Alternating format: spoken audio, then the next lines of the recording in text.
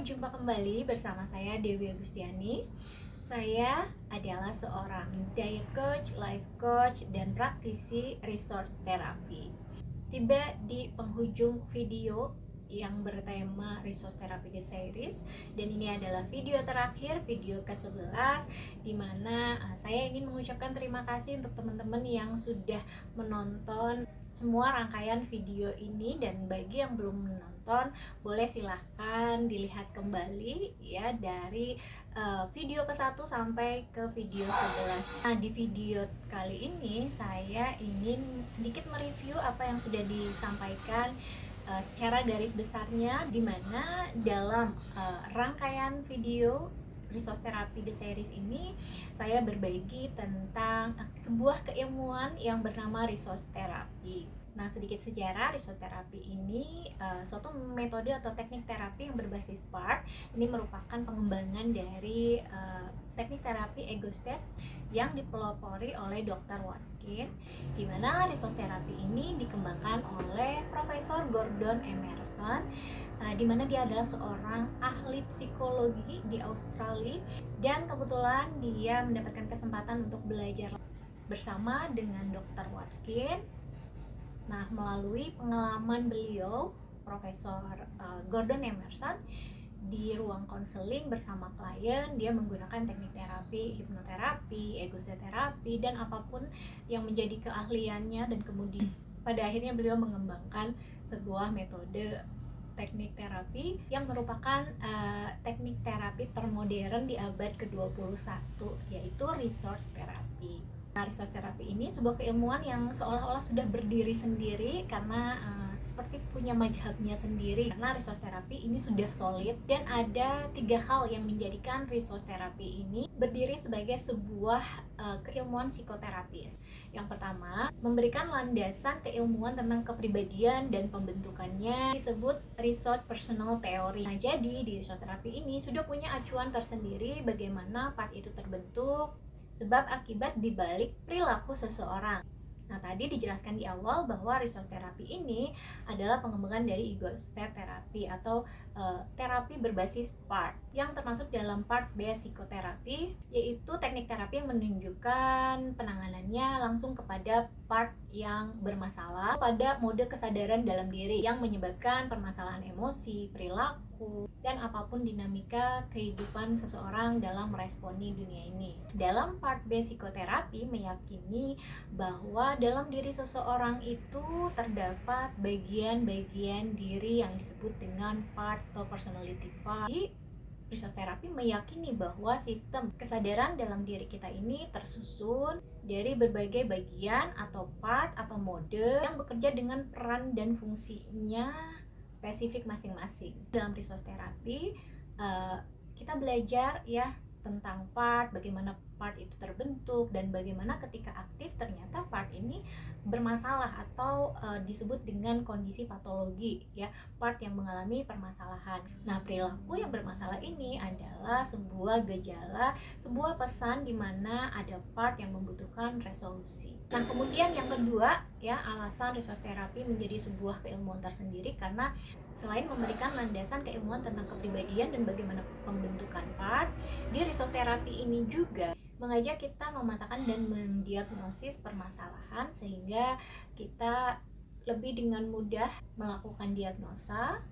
Diagnosa ini dilakukan yang sesuai dengan resource therapy. Mendiagnosis permasalahan seseorang menggunakan proses classify, bisa memetakan masalahnya, apa simptomnya, sehingga dengan pengklasifikasian ini akan menjadi lebih mudah nanti bagaimana untuk penanganan treatment plan-nya. Yang ketiga, alasan resource therapy sudah menjadi keilmuan yang berdiri sendiri adalah ya bahwa di resource therapy sendiri juga memberikan treatment-nya, ada treatment plan-nya. Jadi diagnosa yang ada di dalam resource therapy itu berbeda dengan diagnosa dari medis, dan sebagai praktisi resource therapy kita mendiagnosa berdasarkan acuan dari treatment plan atau yang disebut dengan RT action di resource therapy. Itulah kenapa resource therapy ya sudah menjadi sebuah keilmuan yang solid. Jadi memang sangat memudahkan kita sebagai terapis, konselor, atau misalkan memang praktisi yang ingin membantu mengatasi permasalahan klien. Karena tadi kerangka acuan kerjanya sangat jelas, prosedural, sehingga itu akan sangat memudahkan. Dan nanti ketika prosesnya berjalan, kita juga akan bisa mengevaluasi ketika ada kurangnya di mana gitu. Jadi sebenarnya sangat enak sekali. So kalau kita nih sudah benar-benar paham teorinya, paham konsepnya, bisa prakteknya, ketika penanganannya tepat, tadi gitu ya, bahwa penanganannya dilakukan kepada part spesifik yang memang bermasalah. Nah, yang menjadi permasalahan adalah ketika klien datang untuk konseling atau terapi gitu ya, tetapi ternyata yang diintervensi bukan partnya yang bermasalah. Nah, ini sehingga akhirnya klien merasa, ya kok saya sudah di terapi, saya sudah di konseling, saya masih begini-begini aja.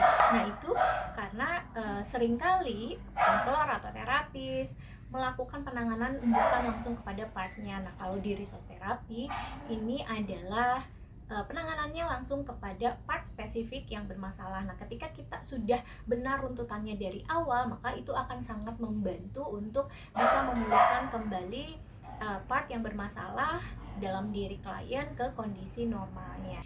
Nah, kunci respon seseorang bisa fungsional adalah ketika seseorang itu bisa menampilkan part yang tepat di waktu yang tepat sesuai dengan fungsi dan peruntukannya. Artinya part tersebut atau bagian dalam dirinya tersebut adalah part yang sehat, yang fungsional, yang tidak mengalami luka atau trauma, yang tidak memiliki masalah emosi, yang tidak memiliki konflik internal. Jadi benar-benar adalah part yang sehat sesuai fungsi dan peruntukannya. Nah, tetapi ada kalanya ya dalam proses tumbuh kembang, seiring kita sebagai manusia terus bertumbuh ya, bahwa dalam hidup kita pasti mengalami nih yang namanya terluka atau kejadian yang tidak menyenangkan. Sehingga tadi gitu ya, bahwa kita sudah belajar, kita sudah terlatih dari kecil ya untuk meresponi suatu kejadian atau suatu peristiwa, dimana pengulangan atau repetisi ini tadi yang akhirnya membentuk part itu dalam diri kita secara fisiologis. Itu terbentuk karena jalinan syaraf di otak antara terhubungnya akson dan dendrit yang menghasilkan sebuah sinaps gitu ya, dan secara psikologis itu membentuk keberadaan part. Ada part yang bermasalah tadi gitu dalam research terapi diyakini bahwa ke dalam permasalahan part atau yang disebut dengan kondisi patologi, di mana kondisi patologi dalam resource terapi ini terbagi menjadi 3 kondisi yang spesifik, di mana yang ketiga itu adalah masalah yang pertama dirasa ada perilaku yang mengganggu. Ya, ini perilaku yang mengganggu dalam resource terapi dibagi menjadi itu retrostate original dan retrostate avoiding. Kemudian masalah perilaku lainnya adalah dissonant state. State ini sehat tapi hanya waktu dan tempatnya saja yang tidak sesuai dengan fungsi dan peruntukannya, atau salah tempat ya yang membuat seseorang jadi nggak nyaman, jadi nggak enak gitu. Dia bisa melakukan aktivitas tersebut tapi ya melakukannya nggak maksimal. Nah, yang kedua, di mana ada kondisi seseorang merasa ada emosi yang mengganggu, karena resource state-nya mengalami faded state. Nah, faded state ini dibagi menjadi 4. Yang pertama faded with fear, di mana dia merasa takut terhadap ancaman dari luar, ancaman yang mengancam fisik. Nah, yang kedua adalah faded with rejection, di mana seseorang merasa nggak layak, nggak dicintai, nggak berharga. Pokoknya kata kuncinya adalah what's wrong with me, ada yang salah dengan saya, sehingga dia bisa nggak berfungsi maksimal ya.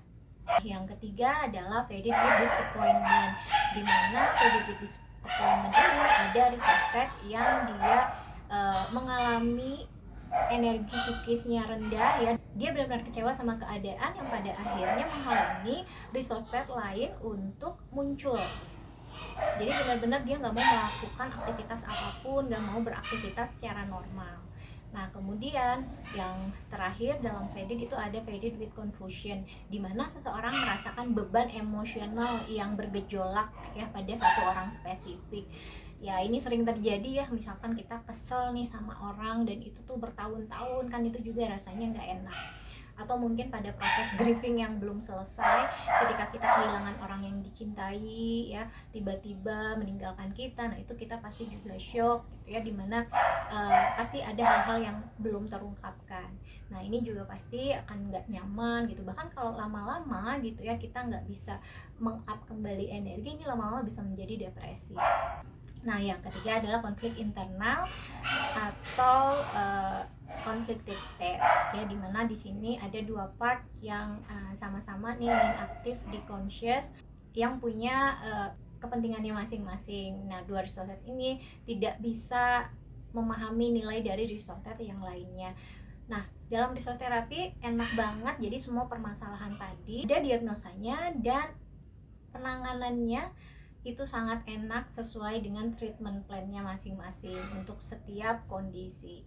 Nah mungkin teman-teman itu sedikit review ya apa yang saya sharingkan dari video 1 sampai ke video 10 kemarin ya. Baik, terima kasih. Semoga apa yang saya sharingkan bisa bermanfaat. Mohon maaf untuk segala kekurangannya karena saya masih belajar, dan saya sangat menerima dengan terbuka untuk apapun sharing dari teman-teman juga ya. Terima kasih teman-teman semuanya. Saya Dewi Agustiani undur diri. Salam sehat, bahagia, dan selaras.